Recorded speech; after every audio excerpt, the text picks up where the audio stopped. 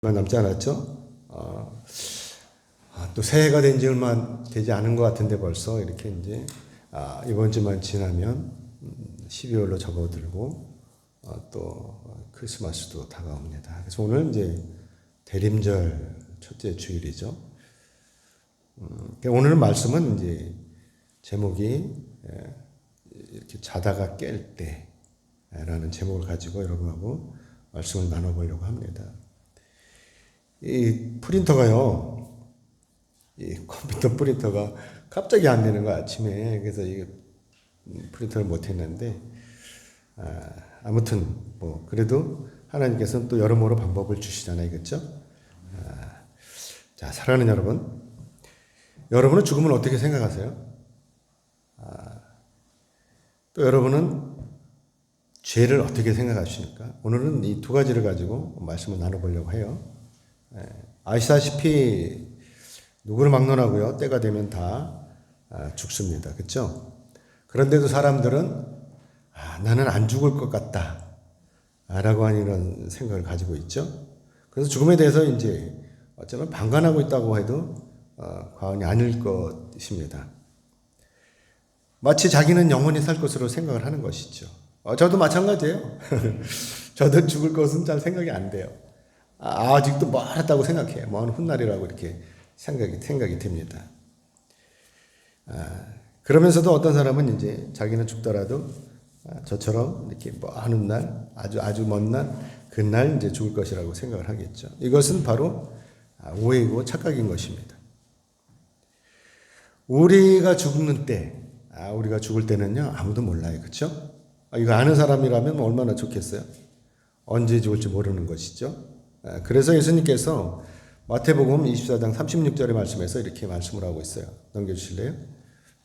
우리 같이 읽어볼까요? 같이 읽겠습니다. 시작.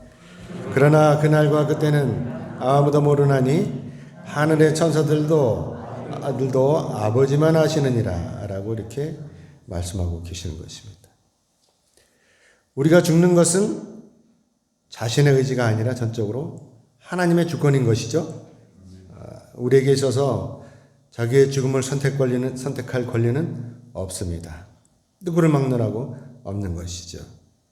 하나님께서 부르시면 우리는 그냥 가면 되는 것입니다. 아이들이 밖에서, 저도 어렸을 때 그랬는데요. 밖에서 신나게 놀다가 어머니가 부르죠. 저녁 때 밥 먹으라고. 그러면 어떻게 해요? 거기서 더 놀아요? 아니죠. 모든 건 다 집어던지고 집으로 뛰어 들어갑니다. 우리가 이 땅에 살다가요, 하나님께서 부르시면은요, 그냥 가는 거예요. 미련 없이. 뭘 두고 가겠습니까? 그냥 가는 거죠. 우리는 아무것도 가져갈 수가 없는 것입니다. 그래서 욥이 욥기서에서 이렇게 말씀하고 있죠. 욥기서 1장 21절의 말씀인데 같이 읽어보겠습니다. 같이 읽겠습니다. 시작. 이르되 내가 모태에서 알몸으로 나와 싸운즉 또한 알몸이 그리로 돌아가올지라.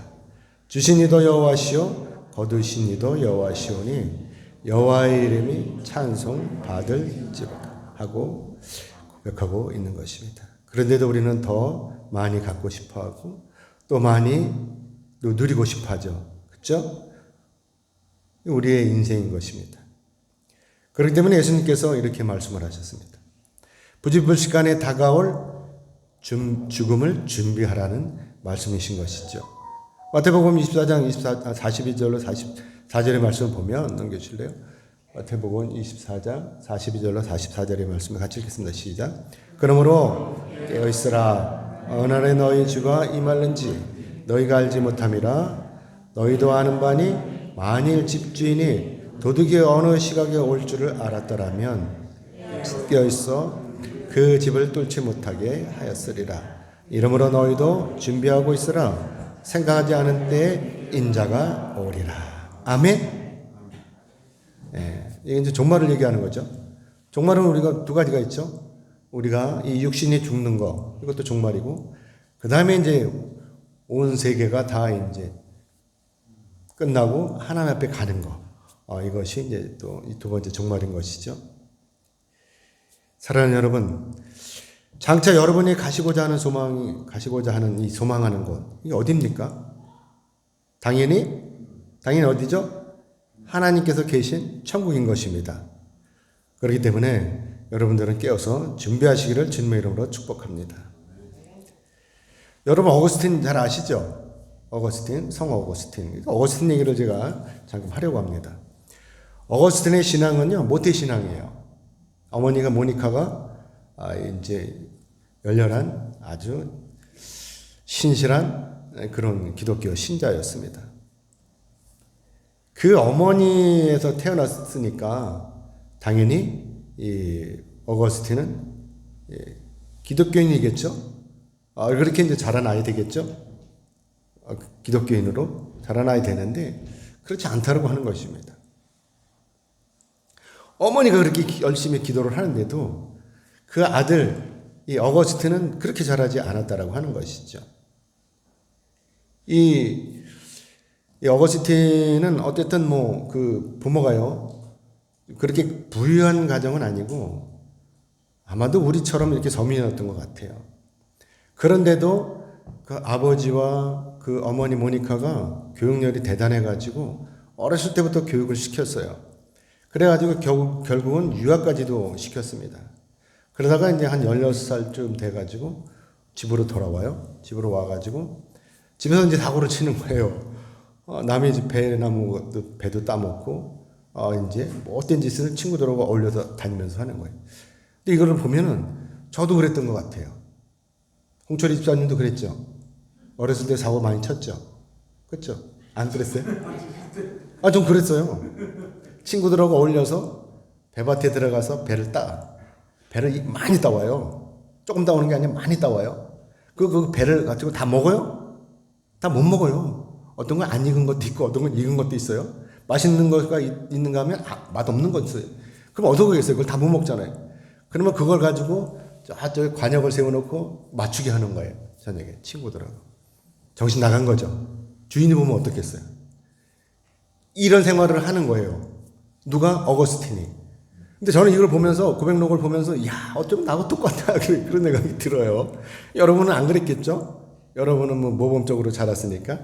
근데 저는 그러고 자랐어요. 근데 어거스틴이 이해가 되는 거예요. 이런 생활이. 어거스틴이 이렇게 자란 것입니다. 부모의 기대와 어긋나면서 특히 어머니 모니카의 기대에 어긋나면서 이렇게 자랐다라고 하는 것입니다. 그러다가 어거스틴이요, 이제 선과 악에 대해서 이제 고민을 하게 되는 것이죠. 그래서 어거스틴이 어디를 가느냐? 마니교에 심취를 하게 돼요. 그때 당시에는 마니교에서는 선과 악에 대해서 확실히 구분을 해줬어요. 그러니까 이렇게 거기서 한 9년 동안을 마니교에 빠져가지고 정신을 못 차리는 거예요. 그 이단이잖아요, 그렇죠? 거기 빠져가지고 정신을 못 차리는 것입니다.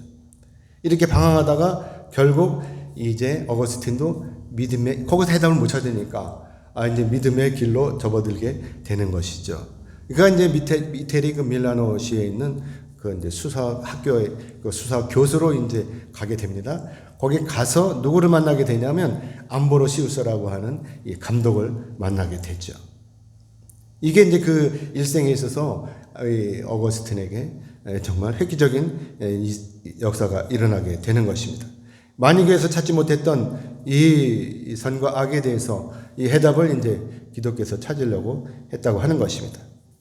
그동안 그가 이렇게 방황했던 이 이유는 다른 것에 있지 않았어요. 이 어거스틴이 이 성경을 제가 계속해서 말씀드리잖아요. 이 성경을 믿어야 되는데 이건 믿지 못하고 이해하려고 하니까 엉뚱한 데 가서 헤매고 돌아다니게 된다고 하는 것입니다. 오늘날 사람들이 신천지에 가서 빠져서 그러는 것처럼 이때 어거스틴이 마니교에 빠져서 그러고 돌아다녔다고 합니다. 근데 거기서 이제 빠져나오게 돼요. 암브로시우스 감독을 만나면서 빠지게 되는 것이죠. 이제 이 어거스틴도 자기를 이제 그때 그러면서 누구를 보냐면 이제 자기 자신을 전부 하나님께 바치기로 작심을 한 이 사람들을 얘기를 듣게 돼요. 그 사제들 얘기를 들으면서 어거스틴도 그래요. 그러면 기왕에 그러면 나도 한번 하나님 앞에 온전히 한번 바쳐야 되겠다 이런 생각을 하게 되죠. 저도 그랬으니까요. 그냥 이렇게 흐지부지 사는 것보다 하나님한테 한번 매달려 보자. 그럼 하나님이 나한테 복을 주시면 얼마나 좋겠냐. 그쵸? 좋은 차도 타고 다니고 얼마나 좋겠냐. 그래서 완전히 빠져보자 이렇게 생각을 했던 거예요. 어거스틴도 아마 이랬던 마음 것 같아요. 저처럼 완전히 빠져보자. 그런데 문제는 뭐냐? 문제는 하나님한테 빠져들면 빠져들수록 고민이 생기는 거예요. 뭐? 그동안 자기가 추구했던 거. 뭘 추구했어요? 돈, 명예, 정욕 이런 것들을 추구하고 돌아다녔는데 이제 하나님을 만나게 되니까 이게 충돌이 오는 거예요. 갈등이 생기는 거예요. 어떻게 해야 되겠어요? 지금까지 자기가 공부한 목적이 뭐죠? 그동안 그토록 이 방황했던 것이 뭐죠? 모두가 다 이 돈과 명예와 정욕 때문에 이렇게 방황을 했던 것이고 그것 때문에 어떻게 고민을 했던 것입니다. 그런데 지금 와서 이제 이 하나님을 만나기 위해서 이 기독교 진리를 위해서 그동안 추구했던 모든 것들을 다 포기한다는 거 이거 쉽지 않은 거예요. 그렇죠? 생각이 여기에 미치자 어거스틴은요 고민에 빠지게 된 것입니다. 이것이 바로 둘 중에 하나를 택해야 되는 돈이냐 명예냐 정욕이냐 여기서 아니면 하나님이냐 라고 하는 것을 이제 둘 중에 하나를 택해야 되는 이 딜레마에 빠지게 된 것이죠. 사랑하는 여러분, 여러분이 어거스틴이라면 여러분 이때 어떻게 하시겠습니까? 그냥 돈과 명예와 정욕을 따르겠습니까? 아니면 하나님을 따르시겠습니까? 모든 것을 버리고 하나님을 따르시겠습니까? 간단해요. 그렇죠? 우리는 믿으니까 하나님을 따르는 거예요. 그러면 돼요. 근데 이게 안 되는 거예요. 어거스틴은. 여기서 빠져나오기 위해서 몸부림을 치게 되는 것이죠. 그래서 어떻게 이제 자기네 집 무화과나무 밑으로 이제 들어가게 됐습니다. 그리고 무화과나무 밑에 앉아서 모든 것을 내려놓고 벌거숭이로 하나님 앞에 오롯이 이제 서게 되는 것입니다. 그러면서 이때 그의 눈에서 하염없이 눈물이 떨어졌습니다. 이 눈물이 뭐예요? 바로 하나님께 용서를 구하는 회개의 눈물이었다라고 하는 것입니다. 그리고 그는 이렇게 기도하기 시작했습니다. 주여, 언제까지입니까? 또 내일입니까? 왜 지금이 아닙니까? 왜 바로 지금 이 시간에 내 불결함이 떨어져 나가지 않는 것입니까? 라고 이렇게 소리 지르는 것입니다. 사랑하는 여러분, 어거스틴이 여기서 고민하는 것이 무엇이죠? 바로 자신의 이 영생과 자신의 이 죄에 대한 고민이 충돌을 하는 것이었습니다. 영생을 따르자니 죄가 붙들고 죄를 따르자니 영생이 붙드는 것이죠. 여러분 이런 고민을 해보신 적 있어요? 여러분 있으실 거예요. 그렇죠? 이런 딜레마에 빠진 적이 있으실 것입니다. 주일날 예배에 참석하라고 하는데 갑자기 일이 생기는 거예요. 그렇죠? 평생을 찾지 않는 사람들이 찾아오는 거예요. 주일날. 또 모처럼 이제 손을 보려고 잘 차려입고 나가는데 손님이 주일인 거예요. 그날이 하필. 그렇죠? 하나님께 드리려고 돈을 준비했는데 갑자기 쓸 일이 생기는 거예요. 그 돈을 쓸 일이 생기는 거예요. 이거 어떻게 해요? 여러분 이럴 때 어떻게 하시겠습니까? 제가 공포를 했어요. 그렇죠? 추수감사 주일날 헌금 들어온 거 딱 50% 반을 딱 떼가지고 버려도 있게 하기로 했어요. 그죠? 공포를 했어요. 근데 고민이 생기는 거예요. 아까운 거예요. 50%가 아까운 거예요. 그냥 그 돈을 다 교회 재정도 약한데 재정으로 다 쓰면 어떨까? 이런 생각이 들어요. 그렇죠? 그 고민을 했어요. 이거 재정으로 다 써야 되나? 아니면 50%를 약속했으니까 50%를 떼어가지고 불우이웃을 도와야 되나? 이런 고민에 빠졌습니다. 어떻게 했겠어요? 기도해야 되겠죠. 그렇죠? 집사님. 지난주에 62만 원 들어왔습니다. 감사원금이. 그러면 얼마를 해야 되죠? 50%면? 31만 원이잖아요.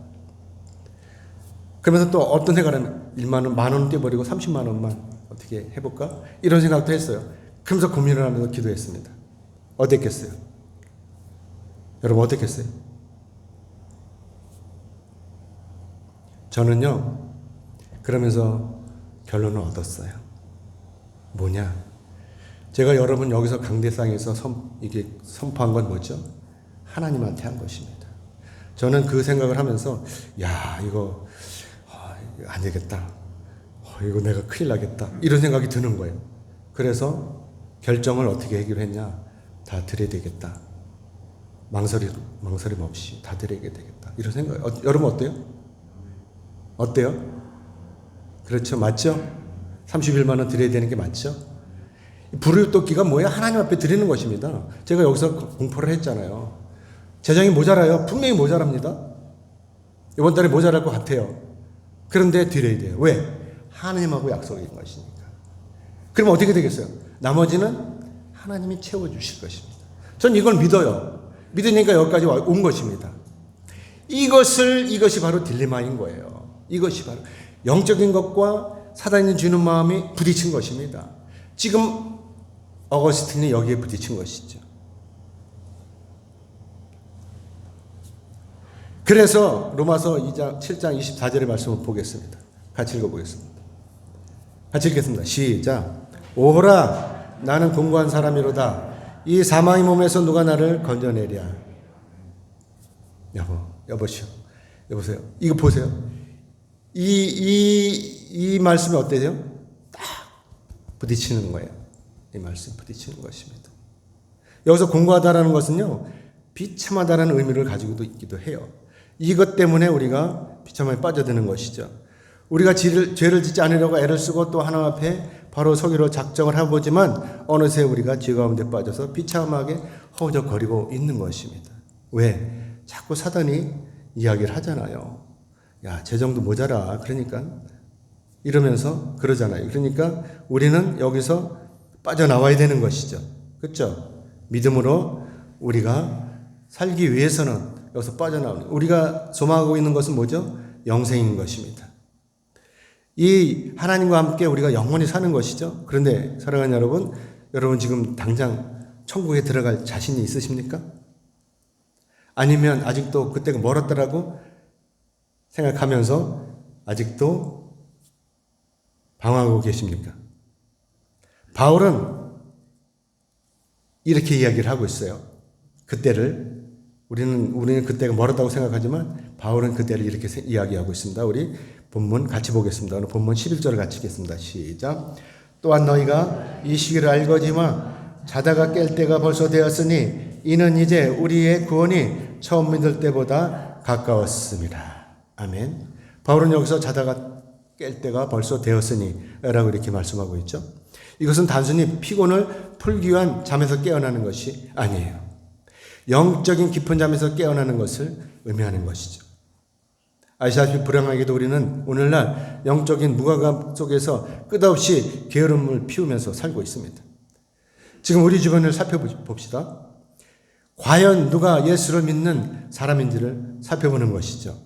예수님께서 마태복음 25장의 말씀을 통해서 우리에게 이 가르쳐주고 있는 메시지가 있죠. 바로 10처녀의 비유로 우리에게 말씀을 하고 계시는데 이 10처녀 중에서 5처녀는 어떻게 기름을 준비하고 있었습니다.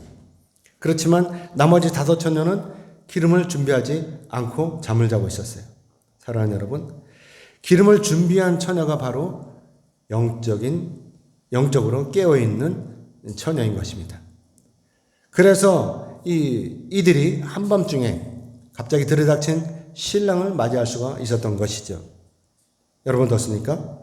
여러분 기름을 준비하셨습니까? 아니면 미련한 5처녀들처럼 아직도 잠에 빠져 있습니까? 여기서 분명한 것은요, 어떻게 이렇게 아무도 알지 못하는 때에 주님께서 반드시 오신다고 하는 이 사실인 것입니다. 그렇기 때문에 우리는 이때 아무도 알지 못하는 때에 구원이 갑자기 이렇게 닥치는 것, 이루어지는 것, 이것이 바로 성경적인 진리인 것이죠. 만약에 여러분이 이때를 미리 알고 계신다면 어떻게 하겠습니까? 아마도 어떤 사람은 이렇게 말할 것입니다. 어차피 천국에 갈 것인데 뭐 착한 일을 하면 뭐해? 그냥 아무렇게나 살지. 그리고 또 어떤 사람은 이렇게 말할 거예요. 어차피 지옥에 갈 것인데 뭐 어떻게 그냥 아무렇게나 살지. 또 이렇게 말할 거예요. 그러면서 사기치고 또 남의 돈도 빼앗고 또 어떻게 해요? 자기만 배불리 먹을 것입니다. 사단과 마귀는요, 오늘 우리에게 이 종말의 때가 아직 멀었다라고 속삭이고 있습니다. 우리가 미리 준비하지 못하도록 이 사단들이 막고 있는 것이죠. 우리에게 미리 준비하지 못하도록 이렇게 막고 있는 것, 이 얼마나 이 사단들의 관계가 저갑니까? 그래서 바울이 이렇게 영적인 잠에서 우리에게 깨어나라고 말씀하고 있는 것입니다. 영적인 무지에 벗어나서 우리를 구원하실 주님을 맞이하라는 것이죠. 우리가 미련한 처녀들처럼 준비하지 않고 이렇게 멍청하게 잠을 잔다고 한다면 이 신랑이신 예수님께서 오신다고 해도 우리는 결코 마중을 나가지 못할 것입니다. 그래서 오늘 본문 12절의 말씀 우리 같이 보겠습니다. 같이 읽겠습니다. 시작. 밤이 깊고 낮이 가까웠으니 그러므로 우리가 어둠의 일을 벗고 빛의 갑옷을 입자라고 이렇게 말씀하고 있는 것입니다. 밤이 깊었다고 하는 것은 곧 날이 밝아온다는 것을 전제로 하는 것이죠. 이제 곧 우리를 둘러싼 이 깜깜한 어둠이 물러갈 거예요. 그리고 세상을 밝힐 이 밝은 태양이 솟아남으로 우리에게 새날이 다가오고 있는 것이죠. 그런데도 우리가 오늘 사달에 붙들려서 아직도 잠에 이 어두운 가운데 빠져가지고 잠을 자고 있다고 하는 것, 이것은 어리석은 것입니다. 여기서 어둠은 바로 교회 바뀐 것입니다. 그래서 어떤 사람들은 돈을 벌려고 주일날 일터로 달려가고, 그래서 어떤 사람은 인생을 즐기려고 밤마다 술집으로 달려가는 것입니다. 교회 밖에서는 그런 것입니다. 그러므로 바울이 여기서 빛의 갑옷을 입자라고 이렇게 말씀하고 있는 것이죠. 이 빛의 갑옷을 입자라고 하는 것은 영적인 전쟁을 준비하자라고 하는 것입니다. 당시 이 전쟁에서 갑옷은요, 필수품이었어요. 화살이나 창으로부터 자신을 보호하기 위해서는 이 갑옷이 꼭 필요한 것입니다. 사랑하는 여러분, 우리가 오늘날 이 영적인 전투에서 이 전투에 임한다고 생각을 해봅시다. 술과 마약, 그리고 이 도박, 그리고 동성애, 이런 것들이 신압으로 여러분들에게 다가온다고 생각한다면 여러분 이때 무엇으로 여러분을 무장하시겠습니까? 그냥 무방비 상태로 계시겠습니까? 아니면 뭔가를 준비하시겠습니까? 그래서 바울이 빛의 갑옷을 입자라고 말씀하고 있는 것이죠. 자, 그러면 여기서 빛의 갑옷이 무엇입니까? 아시다시피 빛은 이 어둠과 대조가 되는 것이죠. 그러므로 여기서 술, 마약, 도박, 동성애, 이런 것들이 어둠이라면 당연히 빛은 뭐예요? 이거 반대되는 것이겠죠. 그래서 우리의 성결한 믿음의 생활을 말씀하고 있는 것입니다. 자기 자신을 죄악의 이 구렁텅이에서, 이 구렁텅이로 이끄는 이 환락의 상태에서 벗어나서 이 하나님의 말씀 속에서 구별된 성결한 삶을 살라고 하는 것입니다. 주일날 어떤 일이 있어도 교회 나와서 하나님을 예배하는 것입니다. 이것이 바로 빛의 갑옷을 입는 것입니다. 그래서 바울이 에베소서 6장 14절로 17절의 말씀에서 이렇게 말씀하고 있죠. 우리 같이 읽어보겠습니다. 에베소서 6장 14절로 17절의 말씀입니다. 같이 읽겠습니다. 시작. 그런즉 서서 진리로 너희 허리띠를 띠고 의의 호신경을 붙이고 평안의 복음이 준비한 것으로 신을 신고 모든 것 위에 믿음의 방패를 가지고 이로써 능히 악한 자의 소멸하고 구원의 투구와 성령의 검 곧 하나님의 말씀을 가지라. 아멘. 이렇게 말씀하고 있습니다. 넘겨주세요. 이렇게 준비하고 있으라는 것입니다. 자, 어거스틴은요, 이제 또 어거스틴 얘기를 해야죠. 어거스틴은요, 뭐가나무 밑에서 한참을 울었어요. 창피한 줄도 모르고 이렇게 한참을 울었던 것입니다. 아무리 생각을 해봐도 해결 방안이 이 어거스틴에게는 없었습니다. 더구나 자기 자신의 마음 가운데 자리 잡은 이 돈과 명예와 정욕이 도대체 정리가 되지 않았던 것입니다. 아시다시피 이런 문제 해결 방법은 누구예요? 오직 하나님, 전능하신 하나님 뿐이신 것입니다. 그래서 이 어거스틴이 이렇게 하나님 앞에 엎드려 부르짖었던 것입니다. 언제까지 저를 이렇게 불결한 상태로 내버려 두실 것이냐고 이렇게 부르짖었던 것입니다. 그러면서 드디어 어거스틴 눈에서 눈물이 쏟아졌습니다. 뜨거운 눈물이 뺨을 타고 흘러내려서 목덜미를 적셨습니다. 얼마나 부르짖었는지 모릅니다. 그런데 이때 갑자기 이웃집들에서 들고 읽어라 라고 하는 노래소리가 들렸습니다. 어린아이들이 하필 그때 옆집에서 이 노래를 부르고 있는 거예요. 어거스틴은 깜짝 놀랐어요. 아무리 생각을 해봐도 이런 노래소리를 들어본 적이 없는 것입니다. 그런데 이런 노래소리가 들리는 것입니다. 그래서 그는 이것이 하나님의 음성인 것을 깨달았어요. 그래서 얼른 일어나가지고 이때 바로 성경책을 폈습니다. 성경책을 폈는데 딱 그 첫 구절, 자기 눈에 딱 들어오는 첫 구절, 이 구절을 읽었습니다. 근데 그 구절이 바로 오늘 본문 13절로 14절의 말씀입니다. 오늘 본문 13절로 14절을 같이 읽겠습니다. 시작. 낮에와 같이 단정히 행하고 방탕하거나 술 취하지 말며 음란하거나 호색하지 말며 다투거나 시기하지 말고 오직 주 예수 그리스도로 옷 입고 정욕을 위하여 육신의 일을 도모하지 말라. 아멘. 사랑하는 여러분, 이 말씀을 읽은 어거스틴의 마음은 어떻겠습니까? 만약에 여러분들이 이런 말을 읽었다면 어떻게 되겠어요? 그동안 어거스틴은요, 자신을 감싸고 있던 이 폭풍과 같은 어지러운 마음의 소용돌이, 그리고 그동안 그를 짓누르고 있던 검은 구름과 같은 마음의 그림자들이 모두 사라져 버리는 것입니다. 이 말씀을 읽는 순간. 드디어 이제 어거스틴에게 빛나는 진리의 태양이 그의 마음속으로 파고드는 것이었습니다. 사탄 마귀가 떠나가고 성령께서 드디어 어거스틴의 마음 가운데 들어오신 것입니다. 어거스틴은 이때 비로소 깨달았습니다. 돈과 명예와 정욕이 바로 방탕한 것이고 술에 취하는 것이고 음란한 것이고 후색하는 것임을 깨달은 것입니다.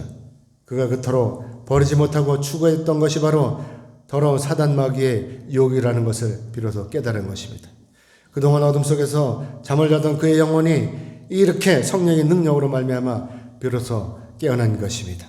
그러면서 낮에와 같이 단정히 행하고 오직 주 예수 그리스도를 옷 입고 정욕을 위하여 육신의 일을 도모하지 말라고 하는 이 바울의 말씀이 그의 마음을 사로잡게 된 것입니다.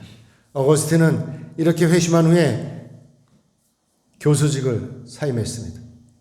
그리고 독신으로 살기로 작정을 했습니다. 어거스틴은 어린 나이에 이 아이를 낳았잖아요. 그러면서 이제 독신으로 살기로 했습니다. 그리고 암브로시우스 감독에게 쫓아가서 세례를 받았습니다. 그리고 수도 생활을 시작하게 되었습니다. 그리고 그는 책을 썼어요. 엄청 많은 책을 썼는데 회의론 반박, 행복한 삶, 질서론, 고백론, 신공론 이런 것들을 집필하면서 일생을 보내게 되었습니다. 그리고 사제 안수를 받고 결국은 감독에까지 오르게 되었습니다. 그렇게 불황자가, 그렇게 방랑했던 자가 감독이 되어버린 것입니다.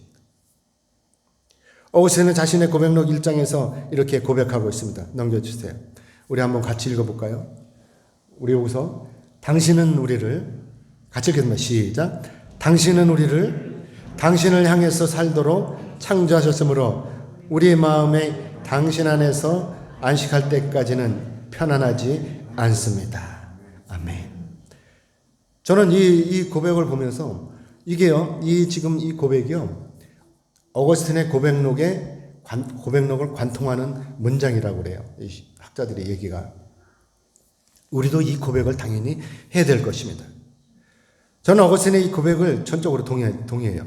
여러분도 아시다시피 우리가 하나님을 향하도록 하나님의 모양에 따라서 하나님의 형상대로 우리가 창조되었기 때문에 우리가 오늘 다른 길로 가면 아주 불편한 거예요. 불안하고 초조하고 아무리 채워도 채워지지 않는 것입니다. 그래서 우울증이 오는 것입니다. 그래서 어떻게 돼요? 결국은 자살을 하게 되지 않습니까? 그래서 오늘날 우리가 이 세상 일에 욕심을 피우는 이런 자들을 보면 영락없이 뭐예요? 하나님을 믿지 않고 있다는 것을 우리가 알 수가 있는 것입니다. 사랑하는 여러분, 이 세상에 있는 모든 것들이 다 하나님의 소유라면 여러분은 이때 어떻게 하시겠습니까? 우리 이것을 고민해야 됩니다. 이제 말씀 맺겠습니다. 하나님께서는요, 우리가 모두 구원받기를 원하십니다.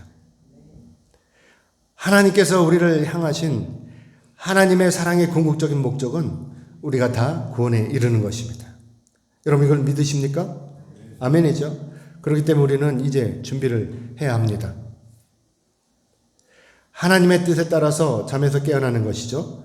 어거스틴이 잠에서 깨어났던 것처럼, 또 그러기 위해서 몸부림을 쳤던 것처럼 우리도 이제 이 잠의 수렁에서 깨어나야 되는 것이죠. 몸부림을 쳐야 되는 것입니다. 그리고 사도 바울의 이 말씀처럼 낮에와 같이 단정히 행하고 오직 주 예수 그리스도를 옷 입고 정욕을 위해서 육신의 일을 도모하지 않아야 하는 것입니다. 잠시 후면 우리도요, 잠시 후면 우리에게 주님께서 오시죠. 그러므로 우리가 이렇게 만약 어둠 속에서 헤맬 수는 없는 것입니다. 어거스틴은 모든 것을 내려놓았습니다. 돈과 명예와 정욕 이런 것들을 다 내려놨습니다. 그리고 그는 수도원에 들어가서 사제로 감독으로 하나님의 종이 되어서 세상을 이롭게 했습니다. 그리고 주옥 같은 신학 서적을 썼습니다. 사랑하는 여러분, 이 세상에 있는 모든 것들은 다 하나님의 소유인 것입니다. 우리가 이 소유하라고 애쓰는 모든 것들이 다 하나님의 소유인 것입니다. 그렇기 때문에 우리가 오늘 하나님 앞에 바로 서면 하나님의 소유가 다 어떻게 돼요? 우리의 소유가 되는 것입니다. 간단해요. 우리가 쫓아다니지 않아도 하나님 것이 다 우리에게로 오는 것입니다. 우리 하나님의 자녀인데 하나님께서 아끼겠습니까? 아낌없이 다 주시는 것입니다. 여러분 이것을 믿으십니까? 이 사실을 믿으신다면 이제부터 우리는 준비하는 거예요. 지금까지 게으르게 열심히 잤으니까 이제는요 깨어나야 하는 것입니다. 그리고 하나님의 자녀로서 다 내려놓는 것입니다.